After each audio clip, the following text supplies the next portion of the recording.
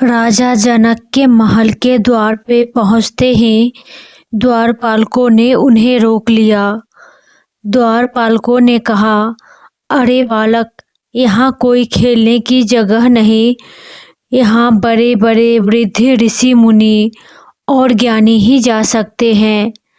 वैसे भी तुम्हारा यह शरीर, तुम अंदर जाने लायक नहीं हो।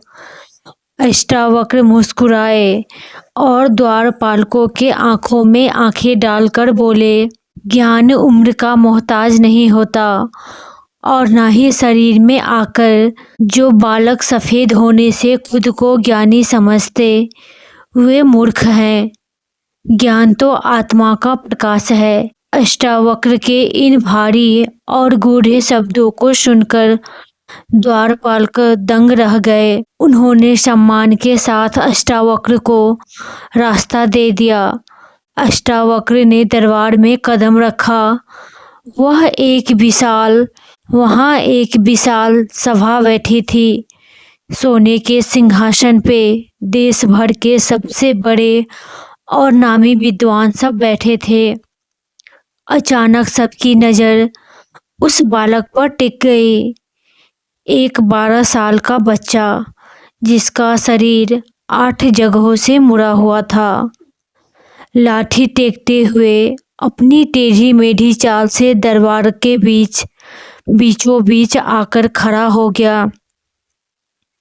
उस विचित्र और कुरूप शरीर को देखकर दरबार में सन्नाटा छा गया और फिर एक ऋषि की हंसी फूट पड़ी। उसे देखकर फिर दूसरा हंसा, फिर तीसरा। देखते ही देखते पूरा दरबार उस बालक के शरीर का मजाक बनाते हुए, जोर जोर से ठहाके लगाते हुए उसका मजाक बनाने लगा। सभी विद्वान उस पे हंस रहे थे, सभी उसका मजाक बना रहे थे। तभी ऐसा हुआ जिसकी किसी ने कल्पना भी नहीं की थी। उन ज्ञानियों के हंसी के बीच एक और हंसी गूंजा, जो था बालक अष्टावक्र का। उनकी हंसी सबसे तेज उस दरबार में गूंजने लगी। उसकी हंसी में इतनी तेज गूंज थी कि पूरे दरबार की हंसी अचानक रुक गई। सन्नाटा छा गया। राजा जनक अपने सिंहासन से खड़े हो गए और बोले, हे बालक, ये सब तो तुम्हारे शरीर को देखकर हंस रहे हैं, पर तुम क्यों हंस रहे हो?